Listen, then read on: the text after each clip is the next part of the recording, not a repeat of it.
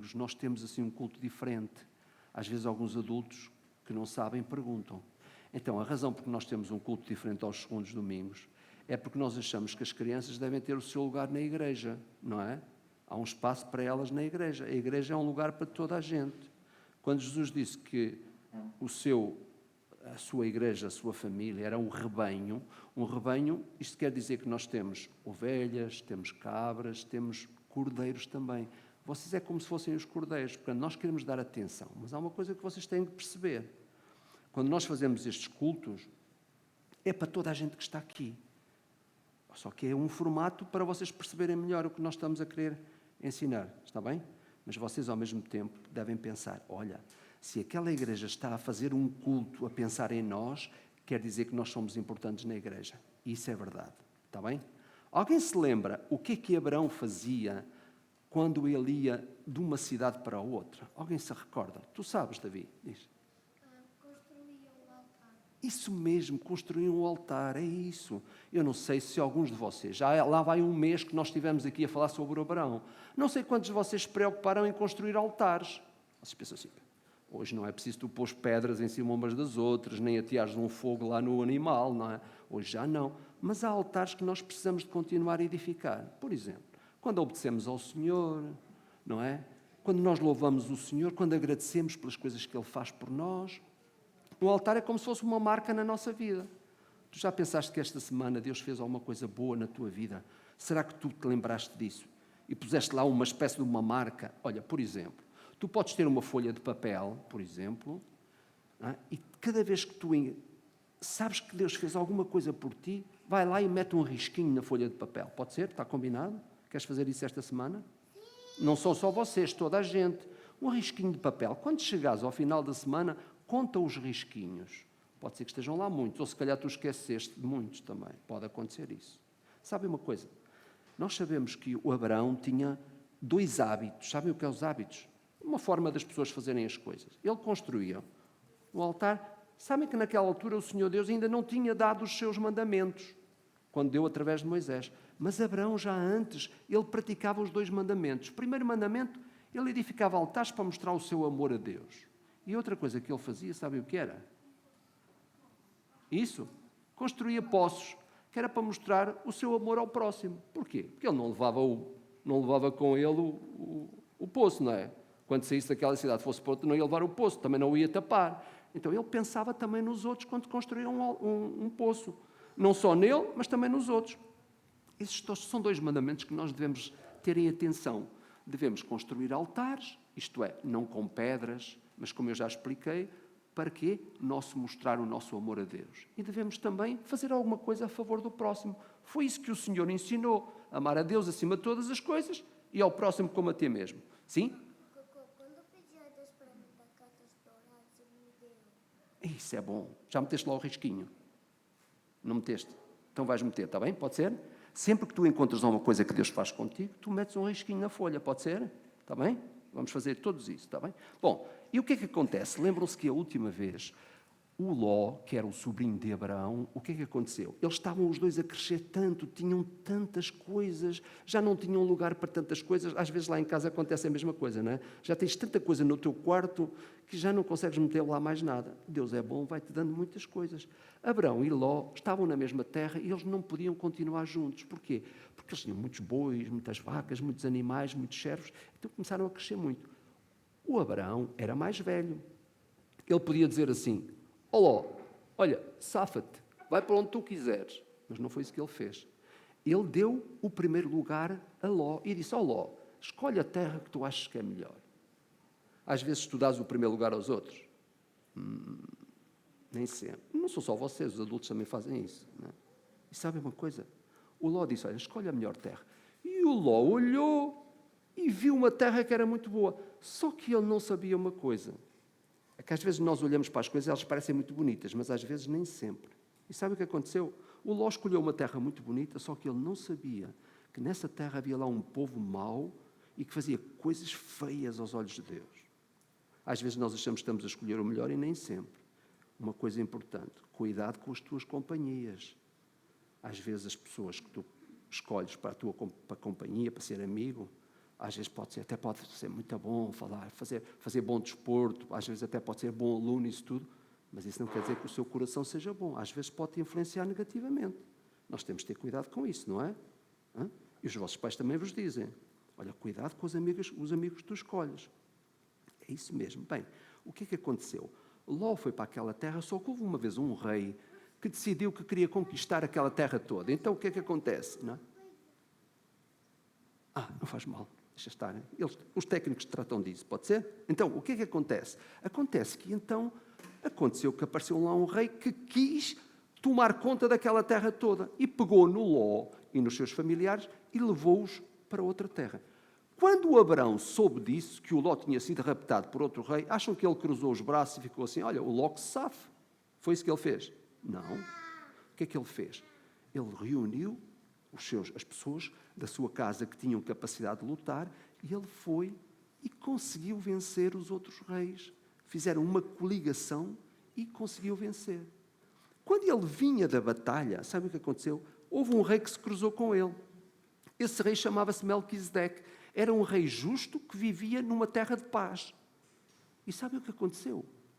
Pela primeira vez, diz a Bíblia, que Abraão deu o dízimo. Lembram-se que é o dízimo? Eu falei isto a última vez. É a 10ª parte. Deu o dízimo a esse rei chamado Melquisedeque. Nós não sabemos muito sobre esse rei. Só vos posso dizer uma coisa. É que muitos séculos depois, há um escritor na Bíblia, no livro de Hebreus, que voltou a falar sobre Melquisedeque. E sabem uma coisa? Ele comparou esse rei Melquisedeque à pessoa do Senhor Jesus Cristo, o Filho de Deus. Portanto, nós vamos saber mais um dia quem é esse Melquisedeque. Bom, o tempo passou, mas sabem uma coisa? Vocês lembram-se quando o Abraão ficou lá numa terra chamada o quê? Hebron. Hebron significa, no hebraico, amigo. Vocês lembram-se que a Bíblia fala de Abraão a dizer que Abraão é o quê? Alguém sabe? É o amigo de Deus. Sabem porquê? Porque foi aqui em Hebron que Deus um dia resolveu fazer uma promessa a Abraão. Qual foi a promessa? O Senhor disse-lhe assim, olha Abraão, fica tranquilo, eu te protegerei de todos os perigos e dar-te-ei uma grande recompensa. Foi a promessa que o Senhor Deus fez a Abraão. O Senhor Deus não precisa fazer promessas para nós, Ele não nos deve nada, pois não.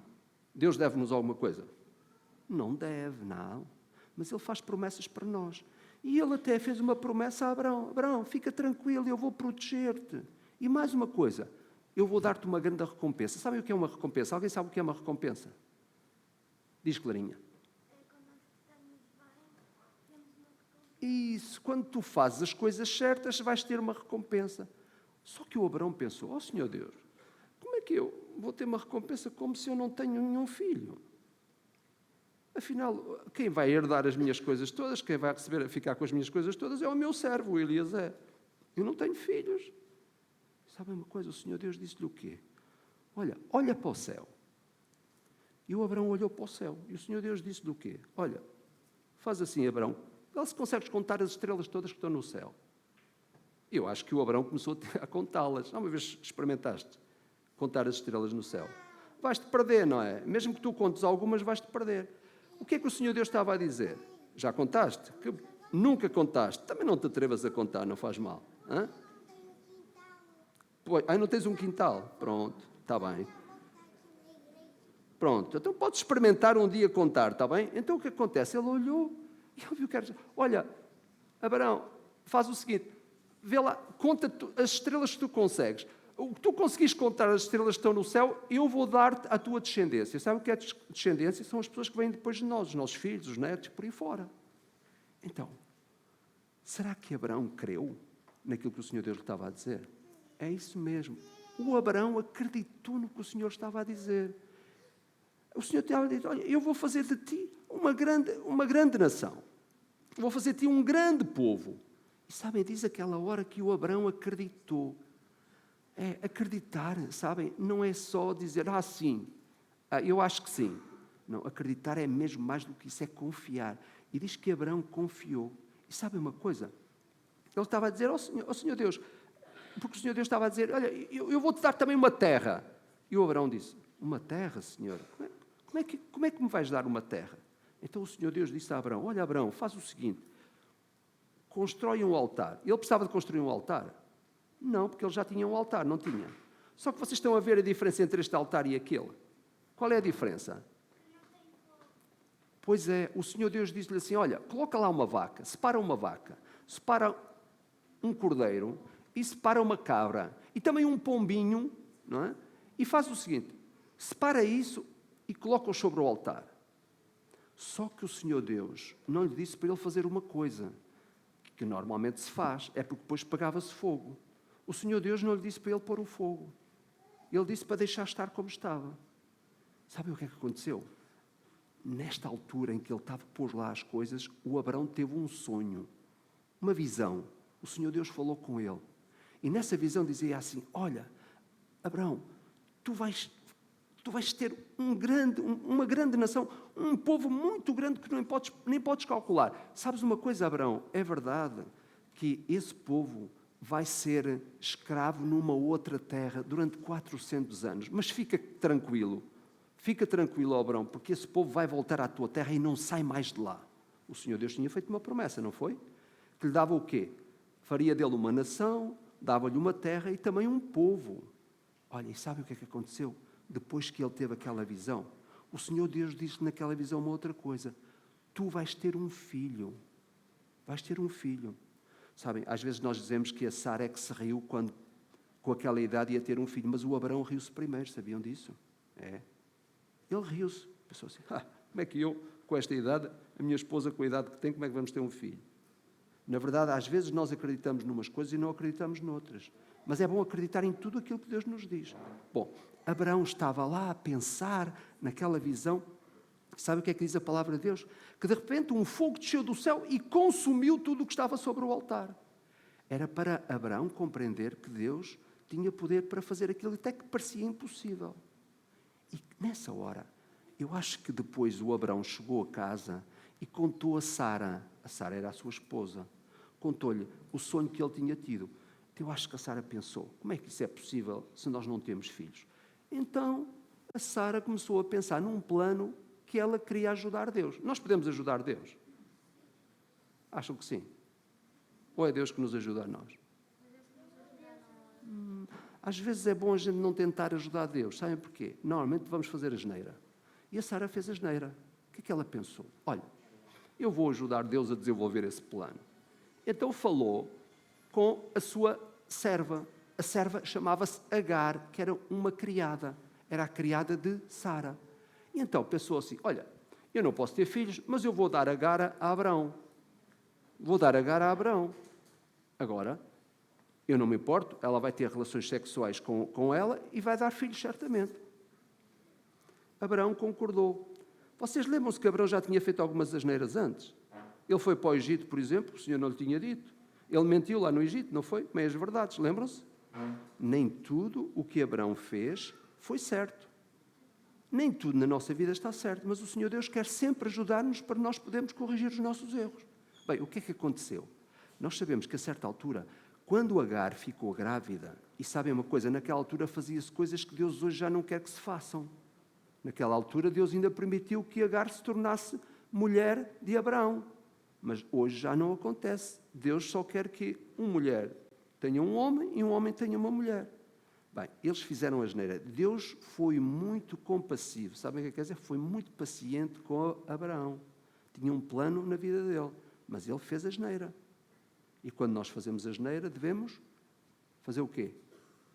Arrepender-nos, não é? Não foi o que ouviram na história missionária, não foi? Devemos pedir perdão. Bem, o que é que aconteceu? Aconteceu que a certa altura, quando Agar viu que estava grávida, começou a faltar ao respeito a Sara, que era a sua dona. Era ela que mandava.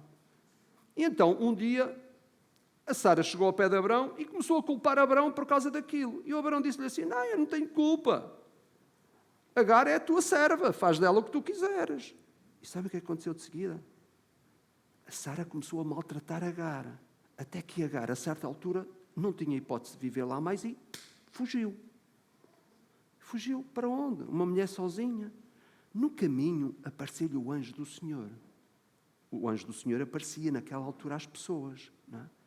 E disse-lhe, Agar, de onde é que tu vens e para onde é que tu vais? E olha, Agar foi verdadeira. Ela disse, olha, estou a fugir da casa da minha senhora da minha dona, que é Sara. Então o anjo disse-lhe assim, olha, faz o seguinte, vais voltar para a tua casa, vais ser obediente e quero dizer-te uma coisa, tu vais ter um filho. Esse filho vai chamar-se Ismael. Vocês sabem o que quer dizer a palavra Ismael? Valente. Quer dizer valente. Ismael ia ser valente. Isto é, Abraão ia ter um filho. E teve um filho que tinha 86 anos. Sabem uma coisa? Quando Abraão tinha 99 anos, 13 anos depois, não é? Estou a fazer bem. 86 para 99, quantos são? 13, hein? Eu sou boa matemática, não acham? Hein? Quando ele tinha 99 anos, o Senhor fez-lhe outra promessa. Qual foi a promessa? Vive uma vida de comunhão comigo e que sejas obediente em tudo. O Senhor agora, mais do que uma promessa, era um desafio. Abraão, agora vamos fazer o seguinte. Eu quero que tu vivas sempre em comunhão comigo. O que é que o Senhor Deus estava a dizer? Eu quero que tu me adores só a mim. O único Deus. Não há dois deuses. É um só. Nós devemos adorar só um Deus, que é o Deus verdadeiro. E disse, olha, é bom que tu sejas obediente em tudo. Será que o Abraão ia aceitar este desafio e ia conseguir? Hã? Acham que sim? Ok, o que é que acontece de seguida? O Senhor Deus fez uma coisa. Disse a Abraão que agora Sara ia ter um filho. Já tinha um filho chamado Ismael de Agar, não é? E agora ia ter um filho chamado o filho da promessa. Sabem como é que Deus fez com que o Abraão se lembrasse disso? Às vezes a gente esquece das coisas que Deus nos diz, não é? Diz, ele quis que Abraão nunca se esquecesse. Sabem o que é que ele fez? Ele mudou os nomes. Abraão, que antigamente se chamava Abrão, agora passou a chamar-se Abraão. E a Sarai, que se chamava Sarai antes, passou a chamar-se Sara. Porquê é que o Senhor Deus lhe mudou o nome? Era para o Abraão não se esquecer do compromisso que ele tinha com Deus. Tu tens um nome, não tens? Todos nós temos um nome. Não é? Às vezes nós não gostamos muito do nome que nos deram e queremos mudá-lo, não é? Mas nós não precisamos mudar o nosso nome. Porquê? Porque o nosso nome é algo que nos pertence. Quando eu me lembro que sou o Theo, não é? Eu fico a pensar, há toda uma história por trás do Theo. Quando o Abraão se lembrava que ele era Abraão, ele lembrava-se de toda a sua história e daquilo que Deus tinha feito com ele. Então, o Senhor Deus tinha-lhe pedido para um desafio. Agora, sabes uma coisa? O Senhor Deus prometeu-lhe que a Sara ia ter um filho. Nós conhecemos bem a história. E Sara vai ter mesmo esse filho, que é um grande milagre. Quando Abraão tinha 99 anos, nasceu-lhe, foi feita a promessa, e quando ele tinha praticamente 90 anos, nasceu-lhe o outro filho. Como é que alguém sabe qual é o filho dele? O outro? Isaac, exatamente, Isaac. Agora, uma coisa que é importante. Sabes uma coisa? Nós temos que confiar sempre nas promessas que Deus nos faz. Tu olhas para a Bíblia, e se tu quiseres hoje ver esta história, está no capítulo 15 a 17. Aquilo que eu te contei está do capítulo 15 ao 17 de Gênesis, o primeiro livro da Bíblia. Há muitas promessas na Bíblia que o Senhor Deus faz. Vocês sabem que há... Vocês conseguem imaginar quantas promessas há na Bíblia? Alguém quer mandar um número assim para a frente? 30? Para quantos 30? Vais ter que comer muito pão, se calhar... Olha, sei lá, quando tu chegares aos 100 anos, pá, ainda vais estar a contar esse número. 100 só? Oh não, há muitas mais, muitas mais. Olha, nós podíamos ficar aqui a manhã toda e vocês iam dizer números. Não? Olha, onde é que está o Álvaro? O Álvaro ainda há bocado na escola dominical falou uma coisa parecida. Oh, Álvaro, tu queres dizer quantas promessas existem na palavra de Deus?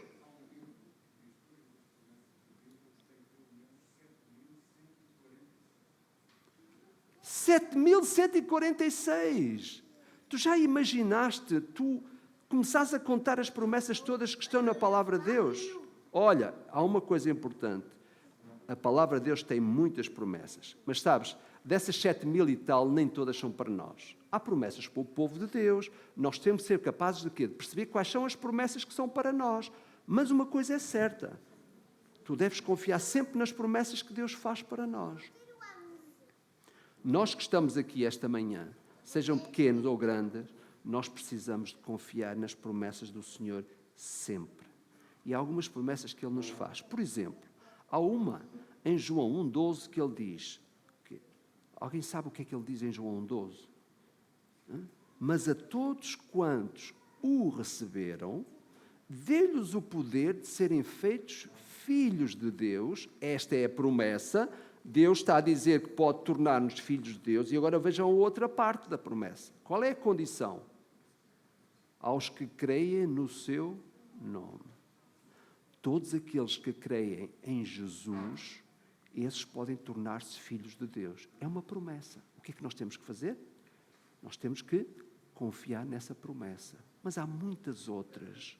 Por exemplo, há uma outra que diz que Deus amou o mundo de tal maneira que deu o seu Filho único.